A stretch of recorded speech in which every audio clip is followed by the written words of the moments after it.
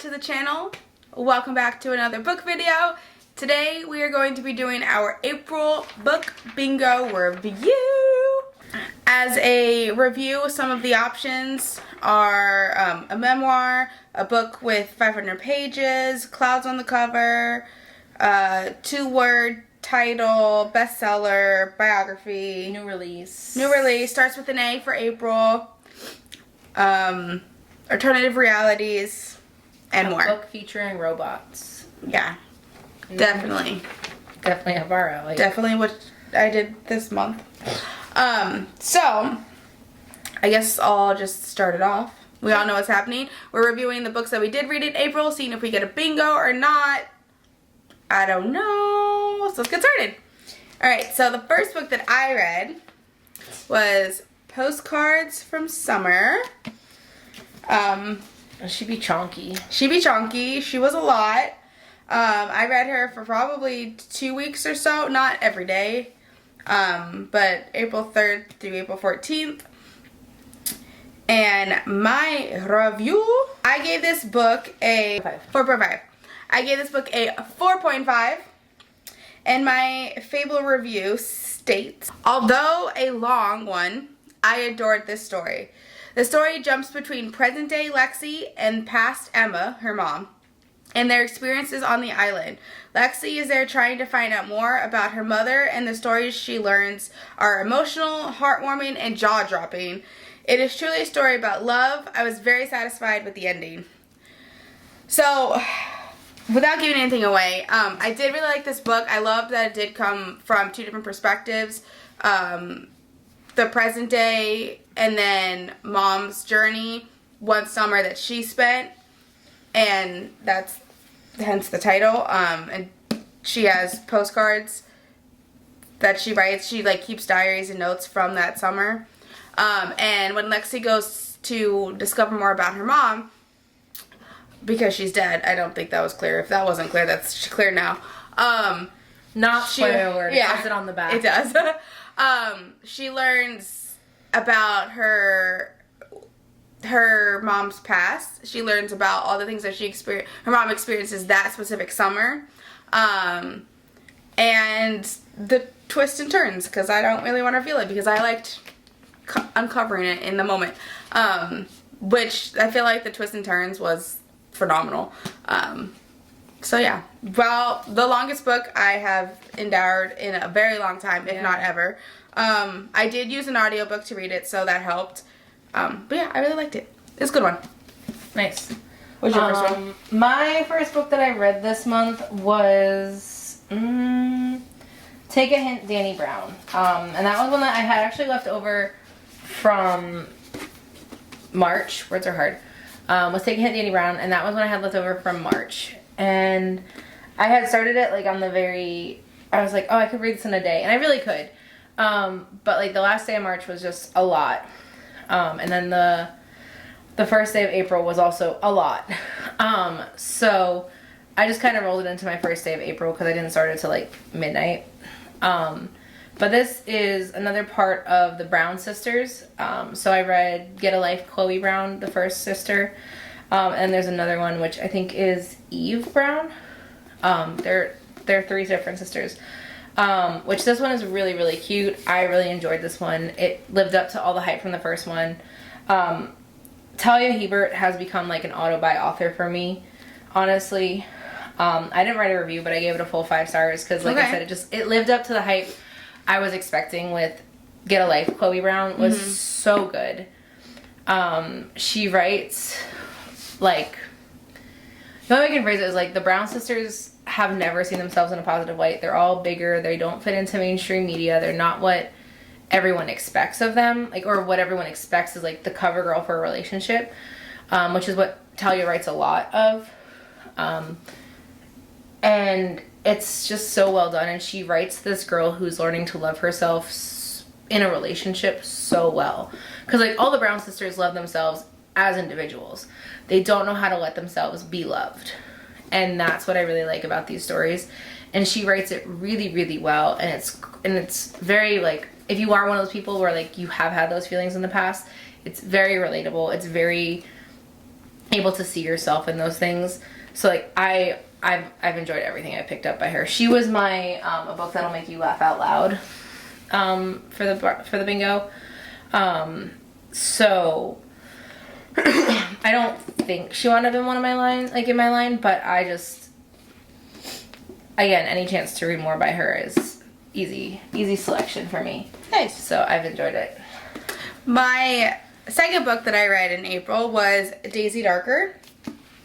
I gave this book a 5 out of 5.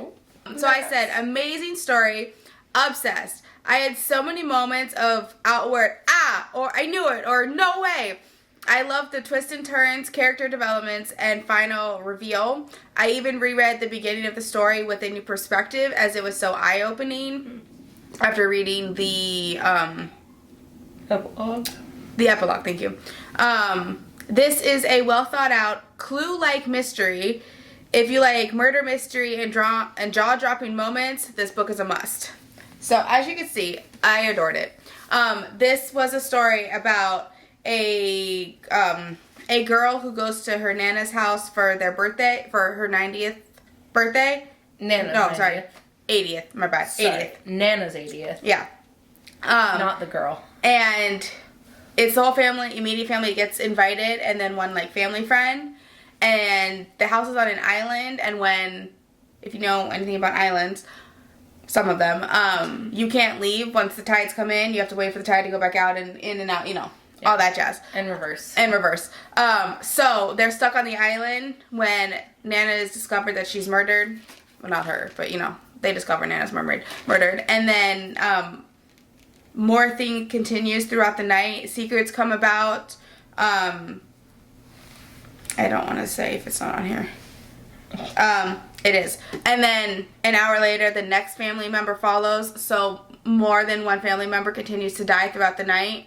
Oh. And they have to figure out what's happening. And then the end, the biggest twist, the biggest whoa, which is then why it makes you want to go back to the beginning and understand. Note from the author's agent. This means so much more after finishing the book. So it's kind of cool.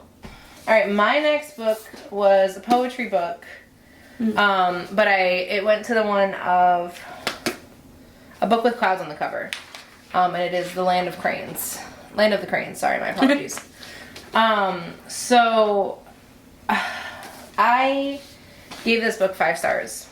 It is a children's poetry book, I will tell you that. But my review is basically that if you have an ounce of empathy, this will have you gasping for a breath of air to slip over the lump in your throat. It is a much needed story in the world today. The elongated picture poem is a stunningly simple but impactful form for this piece. So the author that writes this, she writes this whole book from the perspective of a child that is learning how to do picture poetry in school. So it's all about this idea of this, it's based in this myth that her father tells them, that they are from the land of the cranes, and they're people, sometimes the cranes are hunted in their home and they have to fly away, and that's why they wind up leaving, and that's why they wind up coming to the US. But it's this whole memory poetry, this is the one that she draws of her and her papa, and it's just, I don't want to say too much about it because you'll like this one. Yeah, I think you would greatly like this. Yeah. I don't want to say too much about it because it is very heavy, but it's very interesting to look at as well. And I think it is. I think it truly is a much needed story at this time of humanizing situation with immigrants and what's going on in the world, and that, especially when it comes to children. Because, I know for us, one of the bigger topics that we face is showing up at schools and where we are and where we live. It's unwelcome by the community, but it's not unwelcome by political or the officials in the community, in the area.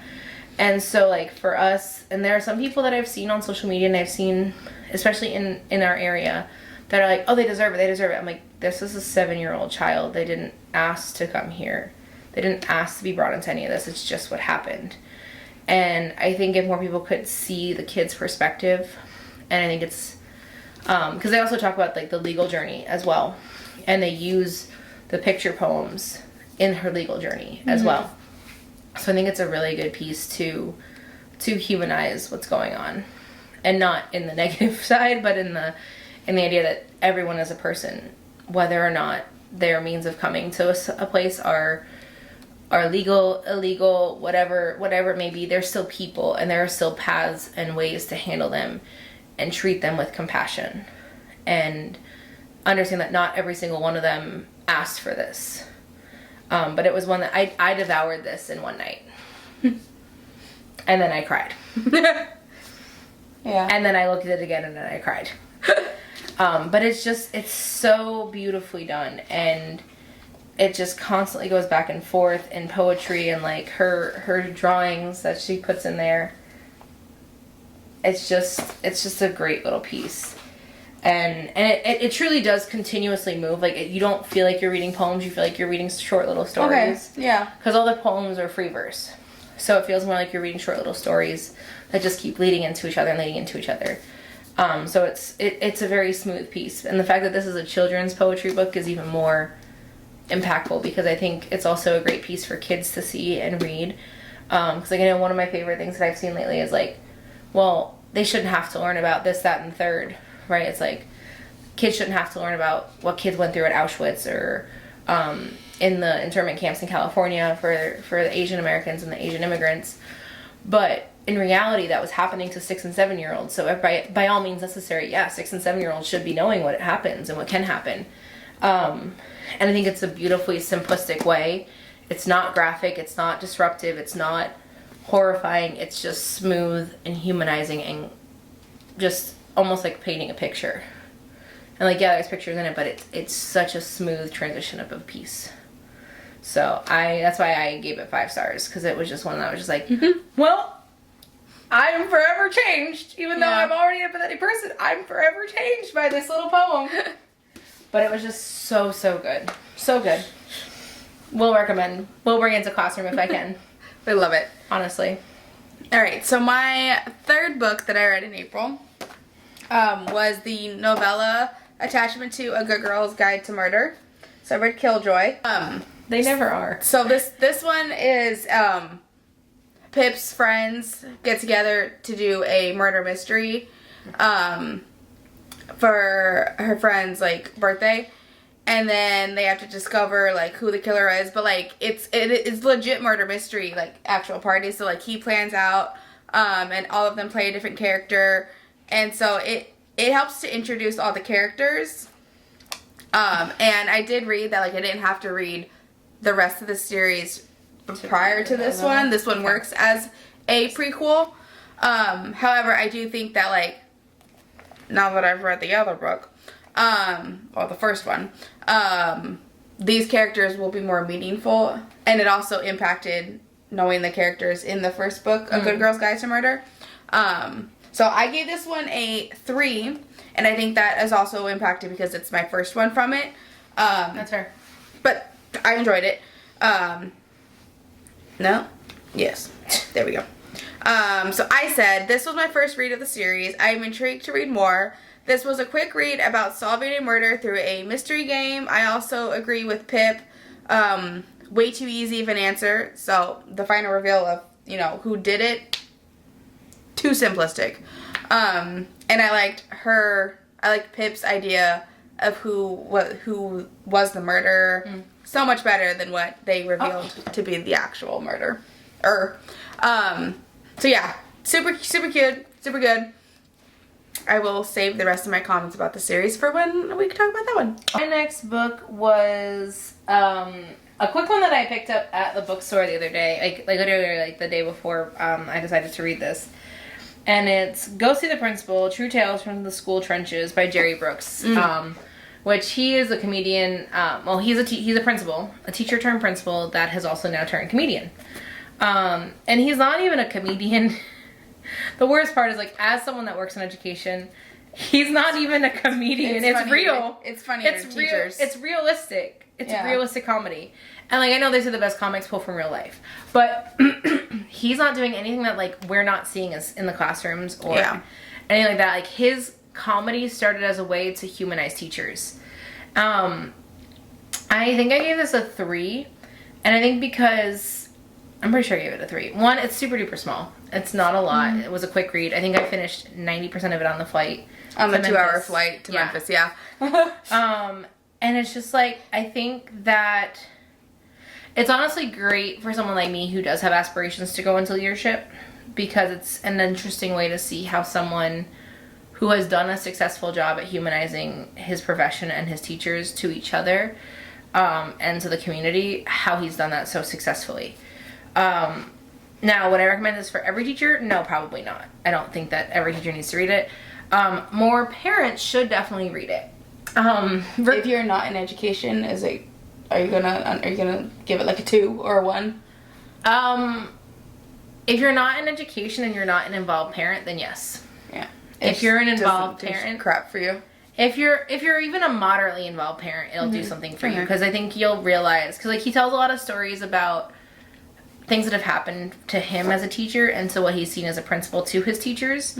He also does talk about what schools have put forward, so like parents that are moderately involved, where like they go to PTO meetings, or they go to like where we have like iDad, or like the mom meetings that happen like once a month, that they're able to kind of start talking more and having a dialogue more with the school. I think these are great ideas that he puts forth, and I think more schools should see them. So I would recommend it definitely to like the PTO parent, even like the band parent that's super involved with like one kid's extracurricular. If you see something, I think like parents have more power than they realize to change their schools for the better. Is that if you don't like the way that the school communicates, then set up a group to change that. If you don't like the way the school lets you feel involved, then you set up the group to change that. You have the power to do that. The whole reason the schools don't is because they don't have the manpower to do it. But if it's something that parents are willing to do, and the parents are willing to put forward the effort, they will more than likely not stop you. Yeah. And I think that's a lot of what he talks about really well in here, is like, because one of the things that he puts out is that, and I think this is a great idea for all schools to take up, is that for elementary, he puts up this idea of like a goodbye corner, and like they can stand there and cry as much as they want. They don't have to leave property. They just have to make sure they're parked in a legal spot. It's not a teacher spot, and they can stand there and cry and wave goodbye to their baby and Johnny and Sally until they're blue in the face and they feel satisfied. They can stand there all day if they want.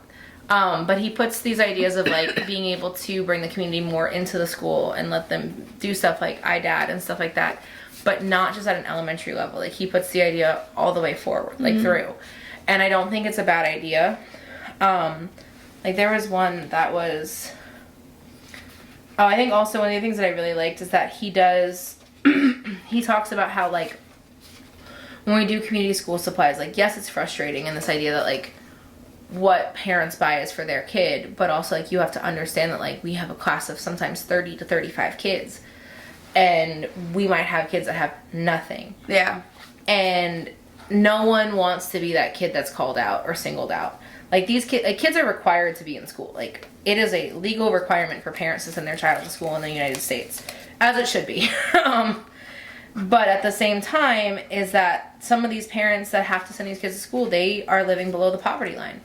And so like the idea of community supplies helps alleviate that aspect. And like maybe, yeah, little Johnny now has 5 pencils instead of 25 pencils that came in the pack that you sent with him. But ultimately, like, it's for the betterment of the class. It keeps issues down in the classroom too, with this idea of like, well, I don't have to ask 17 people to borrow a pencil. I can just take one of Mr. Brooks. You know, it kind of takes the idea of like asking for help is hard, whereas it builds that idea of asking a trusted adult. And it's stuff that like, and it's simple little things like of those conversations where like people don't understand why we ask for 15 packs of school supplies, and he really puts it into a lens that makes it easier to understand. And like, don't get me wrong, like I get the parents that don't want to share supplies. Like I know you spent hard-earned money. I know it's hard to afford things.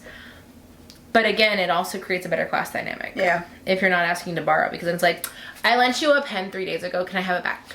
Well, I've now lost it because I go home and I have 15 people in my house and someone took the pen and now I don't have it. You know, it takes a lot of that frustration off. And like, it seems so small when you think about it as a parent. But when you're in the classroom and you see how that little itch of like, I have to ask for help, I have to ask a peer, I have to ask a peer. Like you see the uncomfortability in a kid and how much that can change a classroom's dynamic. Like, I have a whole class of kids that doesn't talk to each other because most of them are afraid to ask each other for help. They'll ask me 15,000 questions, but they will not talk to each other. And it's because they've had stuff where kids have snapped at each other. When I've asked them, I'm like, why don't you talk? I'm like, why don't you ask so-and-so? Oh, well, I didn't like the way they responded, or I didn't like their tone one day. And taking these little things out of that makes it easier. But it's really one of those things that, like, the parents have a lot more power to impact the community if they don't like it. They want to change it, be involved. And that's something we say point blank period. But this gives some great ways to start that conversation, even at a high school level. Nice. Yeah, I liked it. Like I said, it's great for an aspiring educator, especially if you're going to a new school, like you're starting a new school, which we've had like 3 of them opening here in our county in the next year to 2 years. It's great ideas that you can bring in and start fresh, because like a lot of times if you're starting fresh at a new school, they actively want to know how they can build their school up. So like if you're going to a fresh new school, take a read. Nice.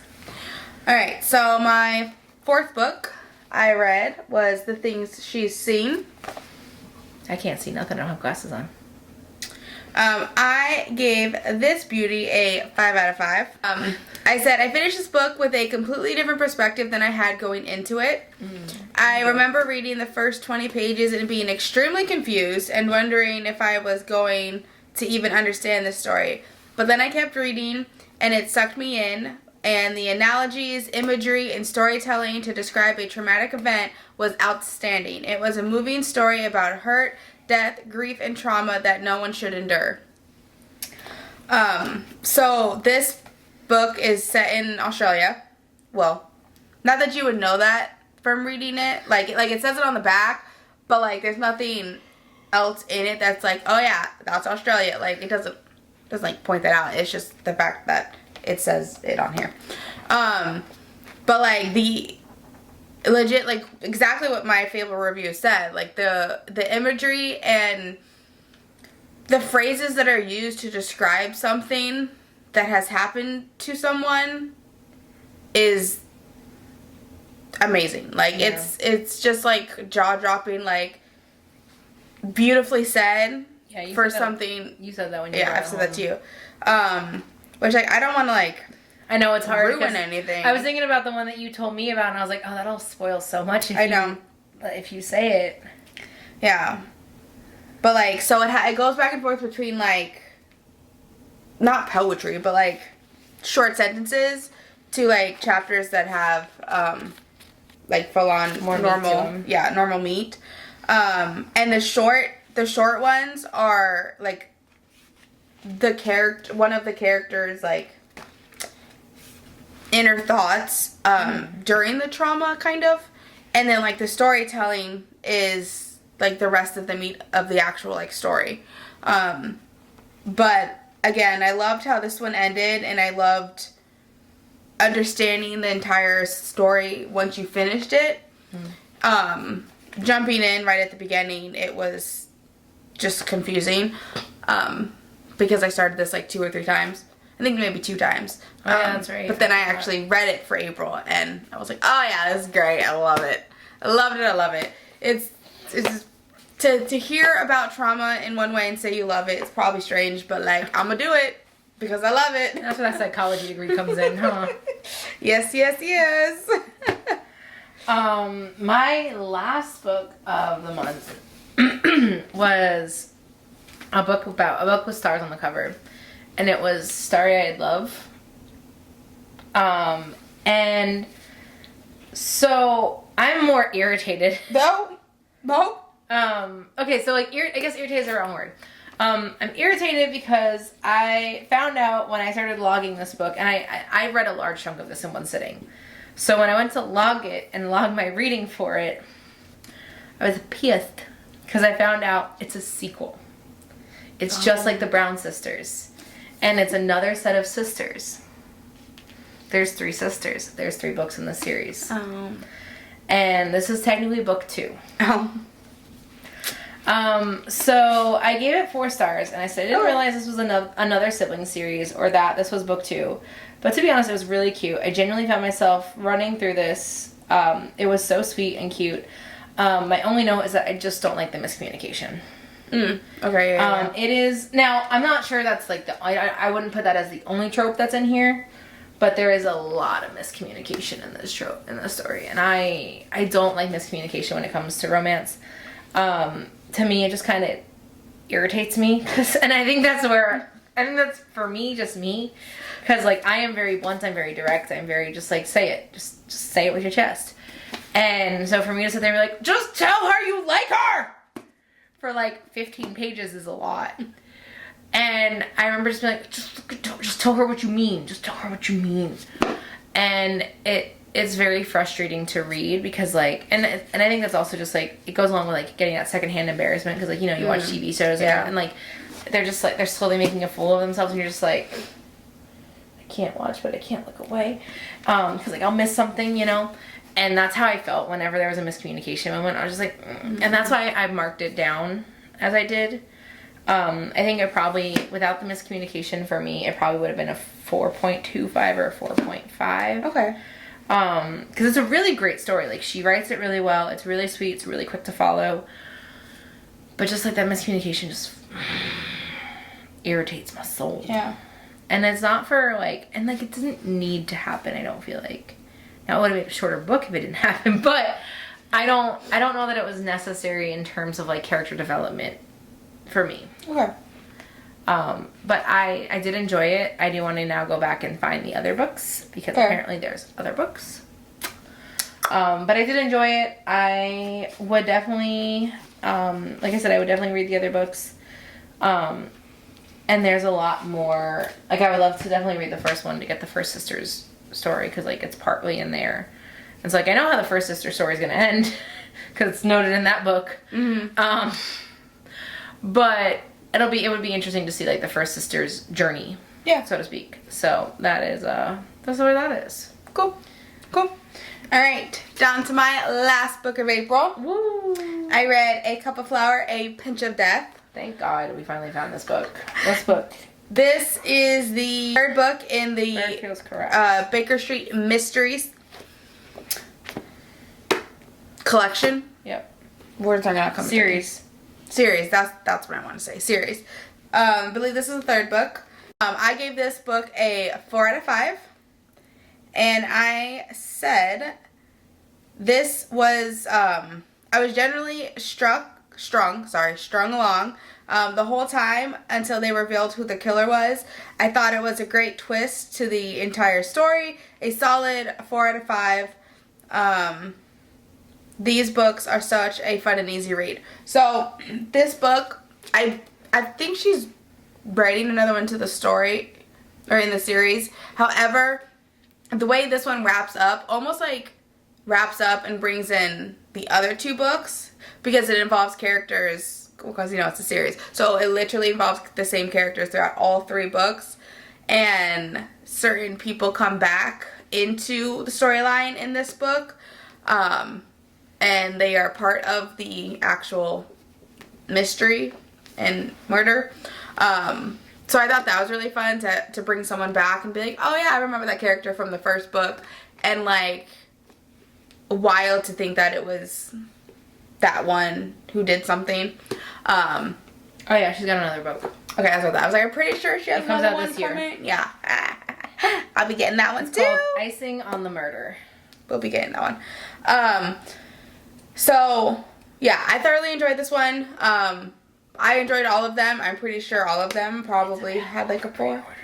Ooh. It comes out the day we get back from Greece. Wow, we love it. As you were saying. Yeah, I enjoyed all of them. So, anyway, if you guys like murder mysteries, but like fun, easy murder mysteries that also have a little bit of love and a little bit of like normalcy of like any other story. It doesn't really go deep into like anything murder-esque. It just kind of like happens in the story. If you like dogs being one of the main characters, get this book. So with that being said, I got a bingo! Alright, so let me know down in the comments any of these books that you've read or will be reading now after hearing our reviews. Follow us on Fable. Check out our Instagrams. Grieving Through Reading. Ventures by Katie. Check out my TikTok. Follow us on Instagram. Comment, subscribe, like this video, share it, and we will see you for our May book TBR selection, book bingo. And yeah, thank you guys so much for watching. See you later. Bye.